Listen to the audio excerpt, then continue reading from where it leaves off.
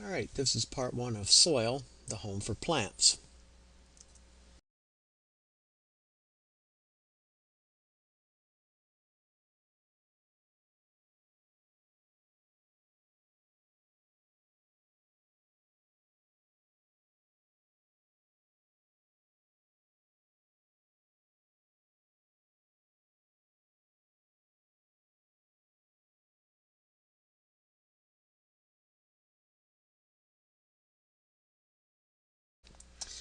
What might a master gardener need to know about soil and soil testing? We'll also talk about fertilization in this module, or at least later in the modules here. First of all, there's pH, the relative alkalinity or acidity of the soil. Then there are nutrients, either naturally occurring or that we may apply as gardeners. Then we test the soil from time to time to see what those values are and see where we need to tweak fertilization.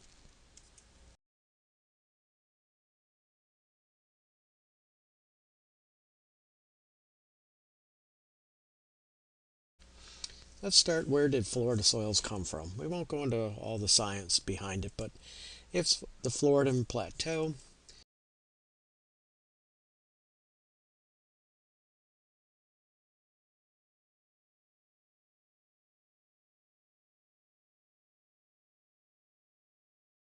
And here's kind of a diagram. You can see Florida being a peninsula. There's quite a bit of continental shelf extending into the Gulf of Mexico.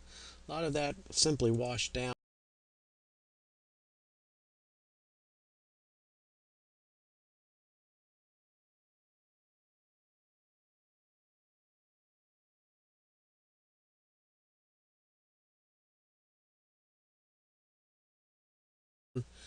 through the Gulf Stream, so depositing the sand, and also some of it did come down from the Georgia area.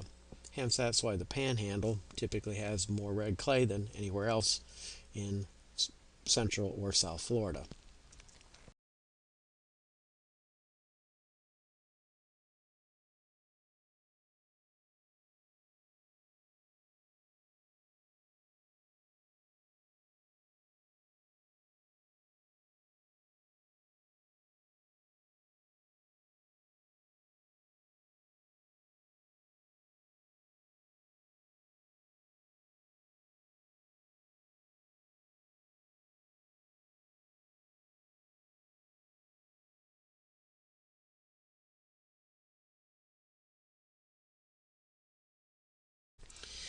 Here's kind of a good graphic of our topography. We think of Florida as perfectly flat, but if you look, there's kind of a reddish purple area right down the spine of the center, just to the east of Tampa Bay.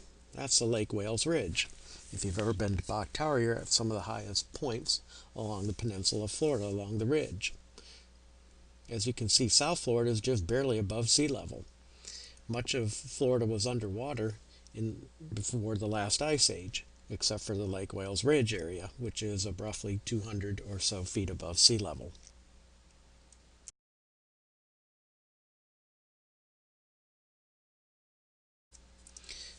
Like I said, it was going to be a quick trip of our Florida soil history. So let's talk about texture and the characteristics of soil. The texture will affect the water holding capacity and the nutrient holding capacity of our soils.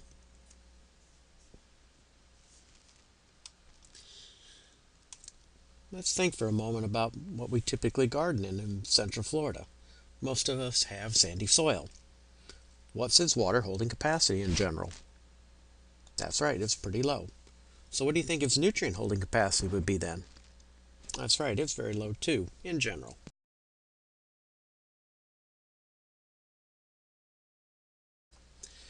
Soil is composed of three main particles. Sand, it's the largest particle. You can actually see individual grains of sand easily, even without magnification.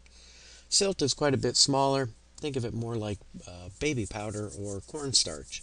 Harder to see the individual particles, has a very soft, silky feel in your fingertips. And then there's clay. It's so small that you would need a microscope to see the individual soil particle. Clay is more sticky. It holds onto nutrients quite well.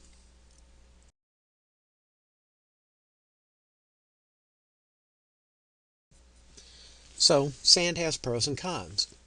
One of the cons is that coarse soil allows for rapid infiltration, especially when we're talking about gardening. Now, there can be a pro to that. Can you think of rapid infiltration when that would be good? That's right, after or during a hurricane when we're getting many, many inches of rain in a short amount of time. Given a few hours later, most of that will rinse through the system. Like I said, pro and con.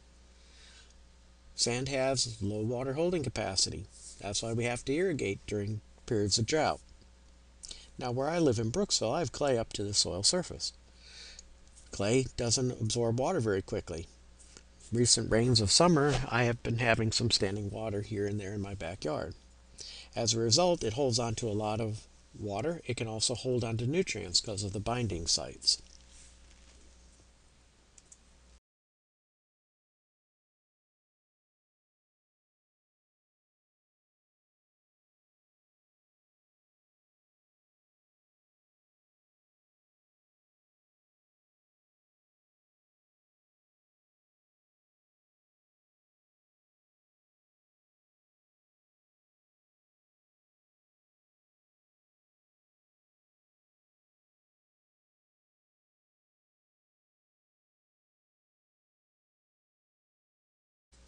Here's a soil map.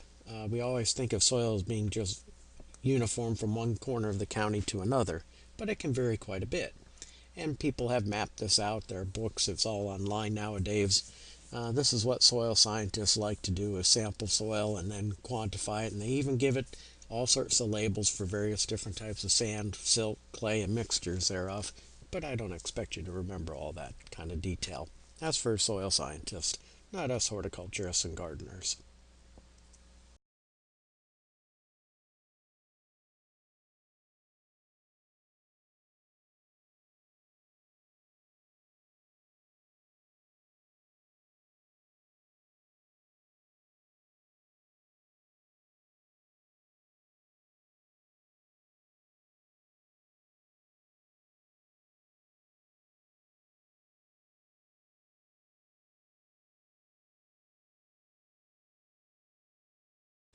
So here are some various sandy soils in the central Florida, the ridge that I mentioned, the Lake Wales Ridge area.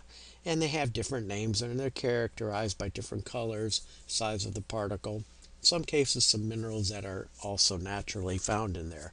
So even within sand, there are divisions of types of sand. For splitters, that's great, isn't it?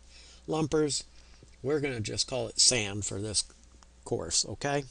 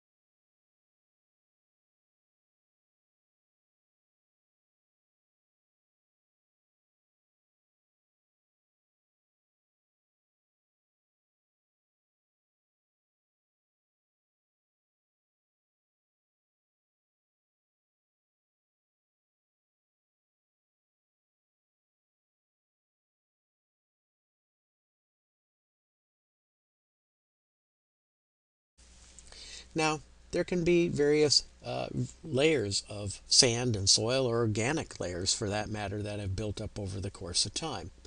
In some cases, there'll be sand near the surface, and then underneath, kind of on the left-hand picture, there can be a clay layer. This I see in the more northern part of Pasco into Hernando County, out on the east side of the counties.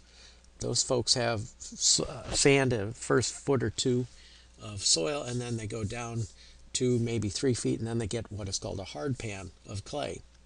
I like to think of those types of soil systems more like gardening in a flower pot without a drainage hole.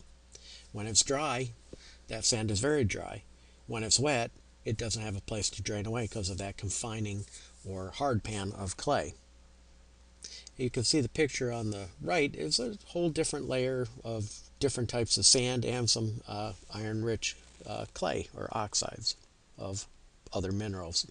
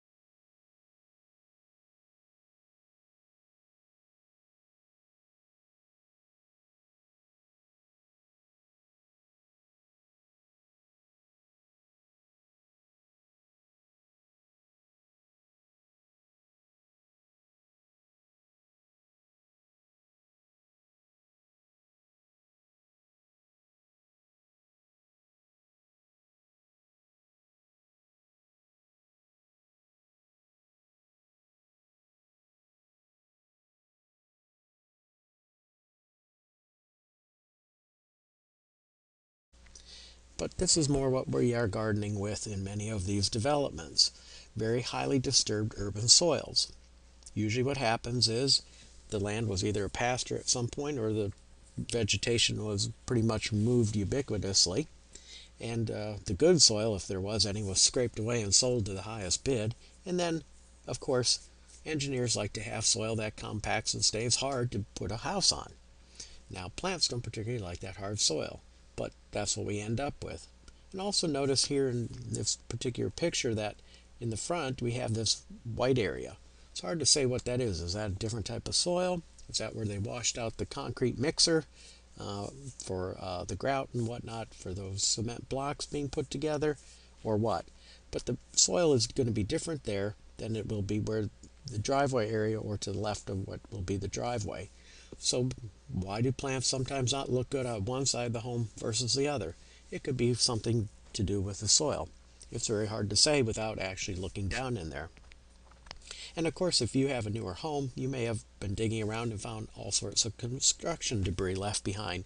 Cement blocks, uh, 2 by 4s. If they're really 2 by 4s anymore, I don't know. But anyhow, you might find molding from, that goes around the doors and windows. I've even heard of people finding hollow core interior doors a few feet down. All sorts of construction rubble, bottles, plastic bottles, bags, etc. Can you imagine what the garden is going to look like at the surface with that kind of a system? Could be some problems there.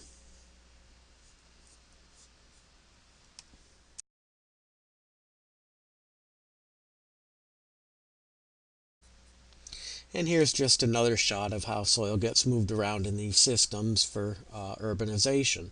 I feel sorry for that poor tree that's had the soil disturbed around it. What do you think the long-term prognosis is? A tree that now has had the soil totally changed underneath it, or for that matter, many of its roots actually ripped away or covered over and now slowly smothering. That tree probably will not live its natural lifespan anymore.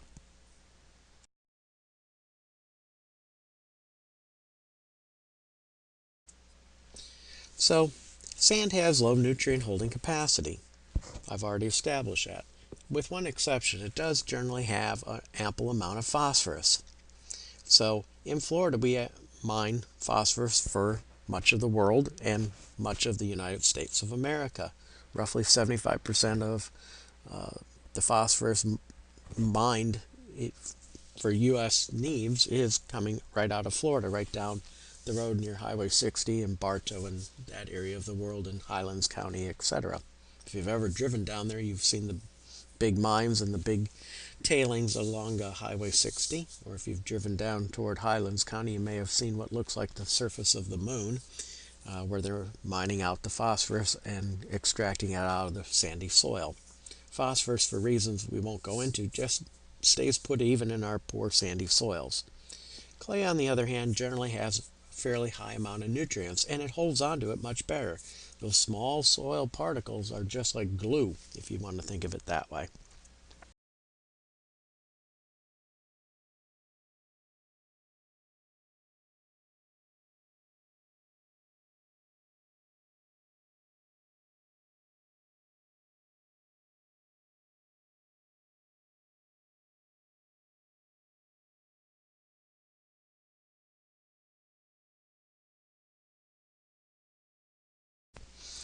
So smaller particles like clay or silt have more binding sites. These nutrients aren't just being held in between, it's being held on the soil surface of the soil particle. A larger area like the diagram on A just has less area for the nutrients to be held by the soil particle.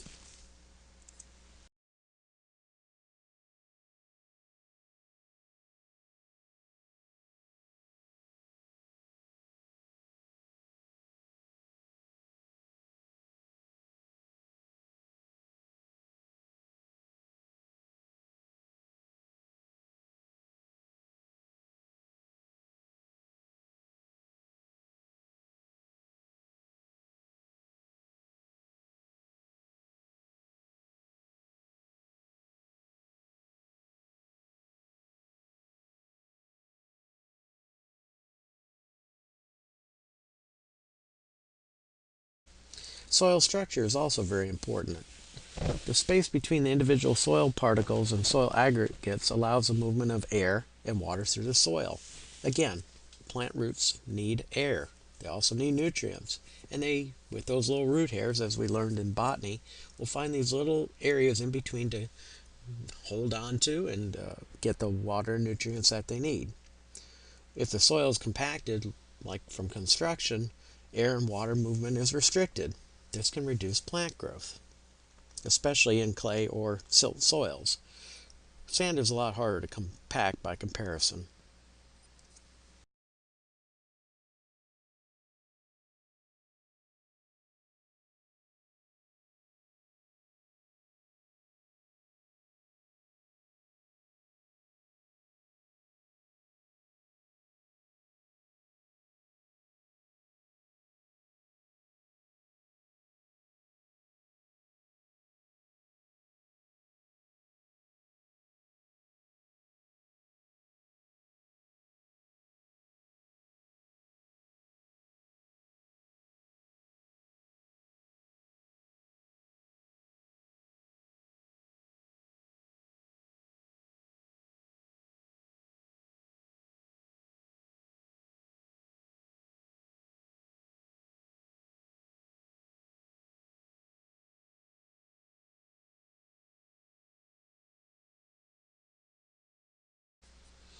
So what is a natural fertility of Florida soils? It does vary. Our sandy soils is typically fairly low. Muck soils, that's further south in the Everglades. That's where we grow a lot of vegetables for wintertime. Production is huge. But think of that muck soil is made out of. It's all the Everglades is called the river of grass. Well, those grasses lived and they died and they produced layer after layer after layer of this organic material in a low oxygen environment because it was, boggy wet down there. And this layer of organic material has built up over eons and eons and eons. Some people call it Florida peat. And much like peat moss from Canada, it holds on to a lot of water and nutrients, although they are very different types of peat. We won't go into details in this class about that, though.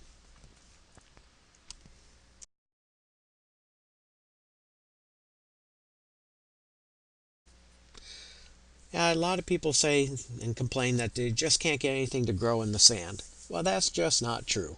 Here you can see, although that's very dry and very sandy soil, there's corn growing quite well. It does need to be treated a little bit differently. It's going to need a small amount of nutrients fairly often for that to happen, and it's going to need a fair amount of water, not to overwater, but a fair amount of water to keep it happy. It is doable, but a lot of people just don't understand that sand is a type of soil. And don't ever call it dirt to me. There's no such thing as a dirt scientist.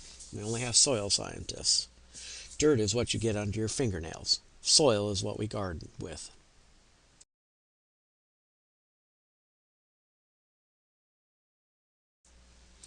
Let's talk a little bit about potting mix, whether it's for a house plant or used in containers to produce vegetables or whatever. Notice I said potting mix and not potting soil. The vast majority of potting mix does not contain any type of soil. It is a mixture typically of some organic base, whether it be peat moss, it could be composted manures in some cases, it could be pine bark, or it could be a mixture of those, and then usually some kind of coarse bits, like you can see in the photograph in the flower pot, the white stuff that looks like little bits of popcorn. That's called perlite. Some cases it may be styrofoam beads. Perlite is produced by heating a certain mineral at high temperature, and it actually pops or expands. Why do we have this mixture of an organic base of some sort and then these chunky bits? Sometimes it could be bark as well, but in this case it's perlite. Well, think about the soil column. While that may be 4 or 5 inches in depth, that's a lot less depth of soil than it would be out in your backyard. If you just take even sand, which is coarse and drains well, and put it in a pot, it will not have the right characteristics to grow plants. That's why we make potting mix out of these various materials. And if you go online, there are various recipes to make your own. I used to do this as a child when I was practicing my craft up north. And I read all sorts of books, and I tried all sorts of different things. And one of them was actual true soil potting mix. And it said to take soil from your yard and then mix it with a third of soil, a third of peat moss, a third of perlite, and probably some vermiculite, and added some other things. Well, I had to dig that out before winter ensued, before it was frozen like a rock in Wisconsin. I kept it in the basement. I also read in those books that you were supposed to use pasteurized soil, so you don't have any bad microorganisms or disease-causing microorganisms in your soil. So I was home alone. I was about 12 or 13 and able to babysit myself, and my parents left for a few hours one evening. So I'm home alone and a little bored, and I thought, well, this would be a good time to get that potting mix going, because gee whiz, I'm going to start some plants in the basement under artificial light. From there, got out the bucket of soil that I had in the basement. I needed to put it into something I would heat it up to pasteurize it. Well, what gets hot in the house? Yeah, the oven. Well, turn on the oven to the temperature that was recommended by the book, and I had to put it in something that would be large and could go in the oven. So I got Mom's farmer roaster pan, as she called it, pulled that out, put the soil in there, got it wet, stirred it around a bit with my hands, I guess, and then I covered it with aluminum foil per the directions, and then it said you got to heat it to 180 degrees. I had to think, now, gee, what would measure temperature that goes in the oven? Well, of course, Mom had a meat thermometer. Stuck it in the middle of the foil, and into the oven it went. What's interesting about heating soil in the oven in Wisconsin in about January is that we don't generally keep the windows open at that time of year because it's awfully cold. And soil, when it heaves up, emanates a very particular unpleasant odor, which is very well blown around the house by central heating. My parents came home a couple hours later, as my soil was starting to slowly get close to being almost finished to the 180-degree temperature for 30 minutes. And they walked into the door and said, "What have you been doing while we were gone?" "Oh, I'm pasteurizing soil." "Where are you doing that?" "In the oven." "What did you put it in?" "Your big roasting pan, Mom." "And how do you know it's the right temperature?" "Oh, I'm using the meat thermometer." I'll tell you this, I did that only once in my life. So, lesson to you is, don't make your own potting mix. Please buy it. It's some great brands that are just worth every bit of peace in your household.